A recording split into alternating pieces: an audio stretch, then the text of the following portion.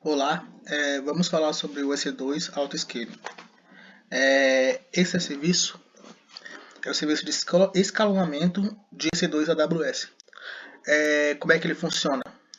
Basicamente, ele vai aumentar ou reduzir o número de EC2 de acordo com a demanda que você tiver. Para poder aumentar essa demanda ou diminuir, ele vai usar métricas. Essas métricas podem ser a CPU, memória ou demanda da aplicação. Ele também monitora a saúde das instâncias. Isso quer dizer que se você tiver uma instância, a demanda estiver muito alta, ele subir outra, porém uma dessas instâncias não estiver respondendo, ele vai lá e derruba ela. Ele basicamente vai dar um ping na instância. Se ela não responder, ele derruba ela e sobe outra. O autoscaling, vamos lá. O autoscaling, ele não se restringe somente a EC2. Você pode usar o autoscaling no DynamoDB, no Aurora, no SS e no App Autoscaling, que são aplicar políticas e tal. Porém, eu vou focar aqui no autoscaling do EC2, porque esse é o mais manual de todos e o que mais cai em prova. E possivelmente o que você vai mais usar no trabalho. Se não me engano, o DynamoDB, o Aurora e o SS são automáticos, você nem mexe com ele.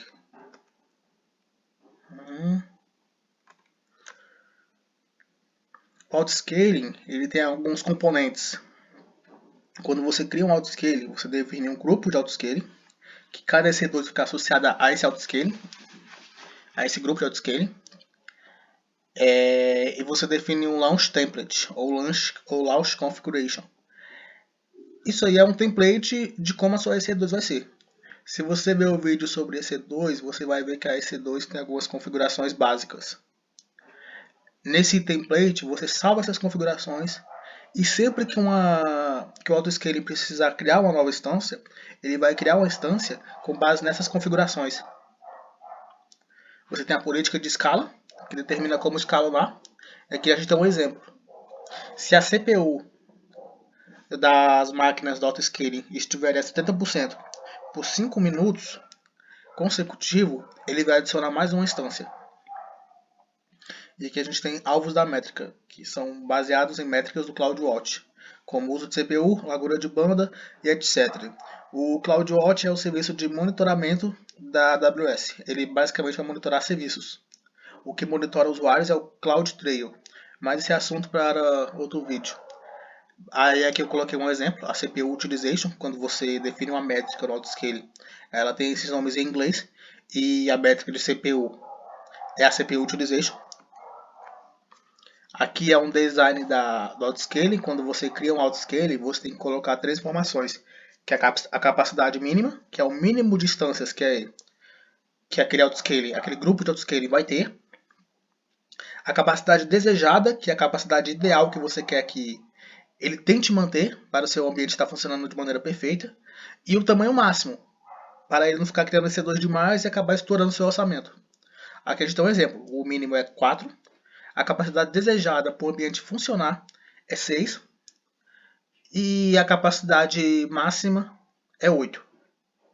3, 4, 5, 6. Na verdade é 12, né? Vamos lá. E a capacidade desejada é 6. A capacidade desejada não é necessariamente a capacidade para o aplicativo funcionar, como eu falei. Mas é a capacidade ideal que você julga necessário para tudo ocorrer de forma perfeita. Aqui tem o monitoramento da integridade das instâncias em execução.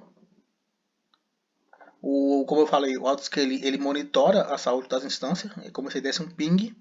Se ela responder, quer dizer que ela está bem. Se ela não responder, quer dizer que ela está mal. E ele vai derrubar ela e colocar outra no lugar. E você pode criar verificações de integridade personalizada. Criar métricas próprias suas. Equilíbrio entre zona de disponibilidade.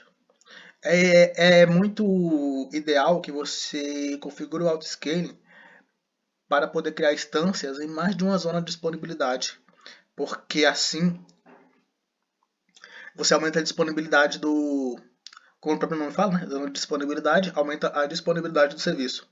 Com isso, se um serviço cair, se uma zona de disponibilidade cair, você vai ter outra. uma outra zona de failover.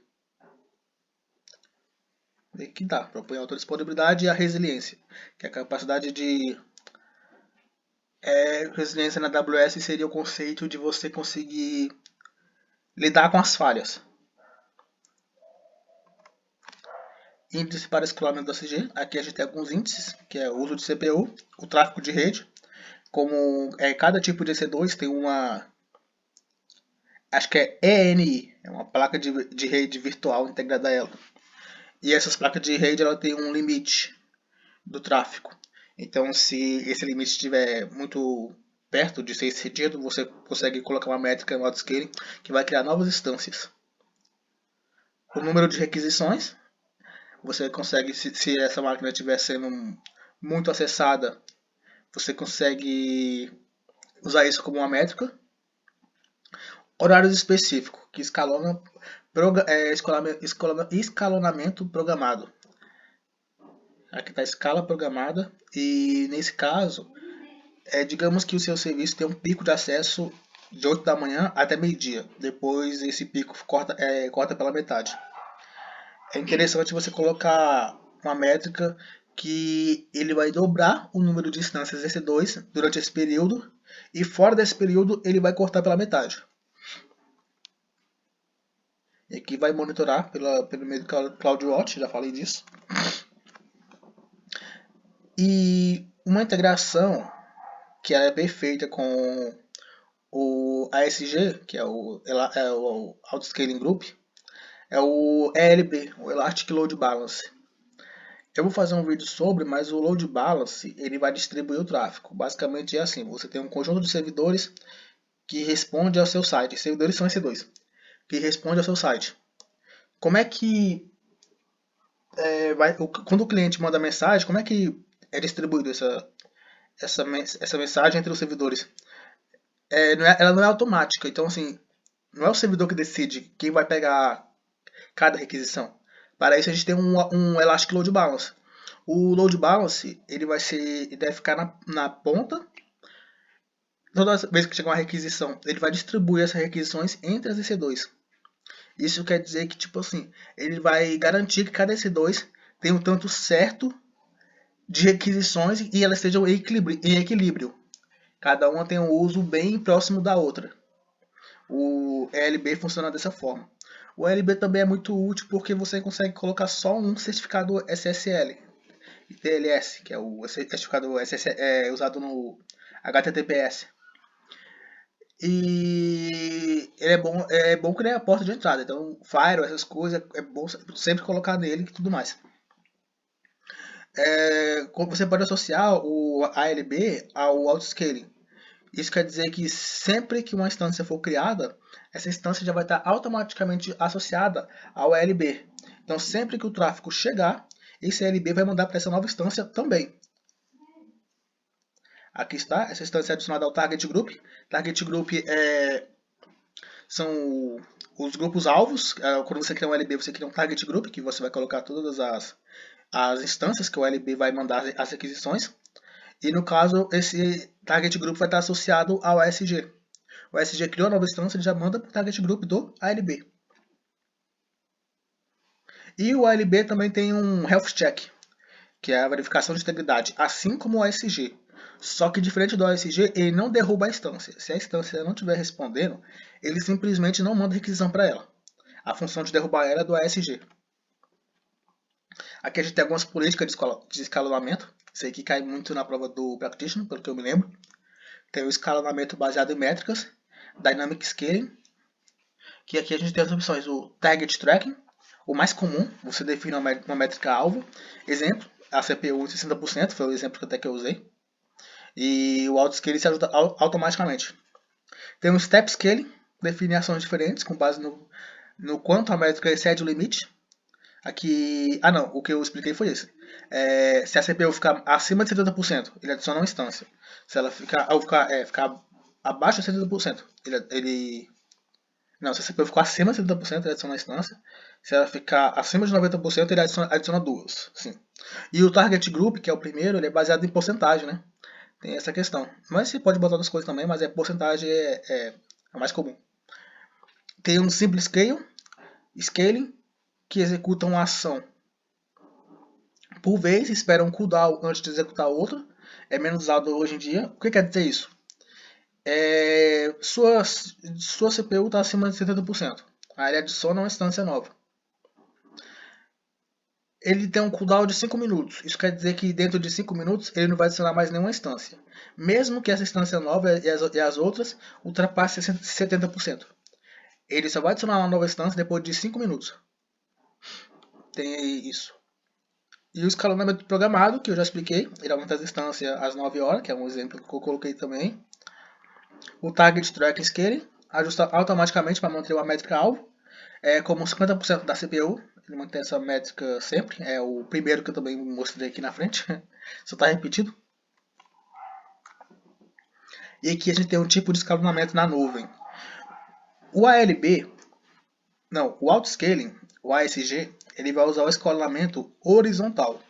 Quando você pensa em horizonte, ele é deitado, então você adiciona novas instâncias. Imagina isso. Você adiciona novas instâncias no horizonte, cada um deles é uma fila de instâncias, EC2. Então, se um EC2 estiver muito sobrecarregada, você vai adicionar outra. É basicamente isso. No vertical, o vertical é o quê? É em pé. Então, em vez de você pensa numa instância que ela cresceu de tamanho. Isso quer dizer o quê? Se ela estiver muito usada, a CPU dela estiver perto de 100%, você vai aumentar o número de núcleos. Esse é o vertical. Aí aqui a gente tem alguns exemplos, é como você trocar o tipo da instância, você tem que fazer isso. Tem que trocar de uma T2 micro para uma T3 medium. E o horizontal você adiciona mais instâncias EC2 para lidar com o tráfego. É bem simples a explicação. O horizontal é o mais usado e o autoscale usa o horizontal. Aqui a gente tem alguns benefícios do autoscale. Alta disponibilidade, porque se uma instância cair ou tiver sobrecarregada, coisa do tipo, ele vai subir outra. Redução de custo, porque se você ele só vai subir instâncias dessa instância com base em métricas. Se estiver acima de tanto por cento, se estiver abaixo de tanto por cento, horários específicos, isso aí você reduz custo. Porque diferente do ambiente on-premise, que é o ambiente local, você não vai ter várias instâncias que vão estar em espera gastando energia e precisando de manutenção. Aqui não, aqui você tem instâncias conforme a demanda. Se demandar mais, você tem mais, se demandar menos, você tem menos. O desempenho é consistente, porque ele vai estar monitorando, ele vai deixar que uma instância sobrecarregada mexa na sua aplicação. E aqui a gente tem integração com outros serviços, como o LB, o CloudWatch e por aí vai. E se o grupo incluir instâncias esporte, o autoscaling poderá solicitar automaticamente a substituição da capacidade esporte se suas instâncias esporte forem interrompidas. Isso é muito legal porque eu fiz um vídeo sobre também, vou postar hoje ou amanhã, que fala que as instâncias esporte, ela fala sobre o tipo de instâncias EC2. A instância Spot é uma instância de leilão que é a mais barata que tem. É uma instância que você dá um valor para ela. A AWS, se você ganhar um leilão dessa instância, o valor que estão cobrando nela, o seu valor for mais justo assim para a AWS, ela te disponibilizar a instância, você vai poder usar ela. Você vai poder usar, você vai poder usar ela e tal, só que tem um porém. A AWS pode tomar essa instância de você a qualquer momento. Basta eles receberem uma oferta maior, eles vão lá e tomam essa instância de você. Eles avisam com antecedência de 2 minutos. Mas isso é muito pouco. Então ele é para casos de uso bem específico. Eu fiz um vídeo sobre, eu expliquei lá bem melhor. E eu recomendo que vocês vejam. É um vídeo bem simples. Aqui a gente tem um exemplo de uso. Esse aqui é o escalonamento programado, possivelmente, que é um site de e-commerce que vai usar o autoscaling para lidar com o tráfego da Black Friday. E nesse caso é um aumento programado. Você programa para que na sexta-feira da Black Friday ele aumente as instâncias, já que vai ter um alto pico de tráfego. É o esperado, pelo menos. E reduzindo no final da promoção. Bom, é isso por enquanto. Vou fazer mais outros vídeos. Agora eu vou fazer sobre o ALB, explicando o que é ele. Eu quero fazer uma playlist completa, que vai desde a Practitioner até a arquiteto, no mínimo. E também quero lançar laboratórios. Quero fazer projetos, tudo mais. E gravar e mandar tudo pro YouTube. É isso aí. Espero que vocês gostem. Cliquem, se inscrevam, deem like para continuar, para poder me incentivar a fazer mais vídeos assim. E tamo junto e até mais.